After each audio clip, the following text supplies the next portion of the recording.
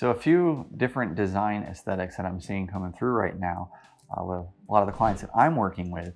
um, happen to fall under like kind of that simplistic design. We're looking to simplify but make a big impact. Specifically on flooring, I'm seeing a trend towards moving to lighter wood look floors, whether it's an engineered wood or a wood look tile. And then if we're going to interject more wood tones back in, using more of medium wood tones like in cabinetry instead of going very dark. So that I'm definitely seeing as a really cool option.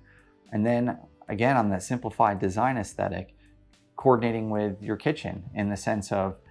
when you're doing your countertops, either running the countertop up the back as the backsplash or doing a large format tile is another great option that kind of simplifies the design, because traditionally you see a lot of different designs where you've done a subway tile or a variant of that and or a mosaic, which can get very busy. So we're seeing that design aesthetic kind of shift to a more simplified design, so where maybe you're putting more of the focus on things like your view or the exterior or the outdoors, and not having so much of the focus being on the ornateness of your space, but allowing the whole space as a whole speak to you in that design aesthetic and be a comforting place to be and just an inspiring place to be in.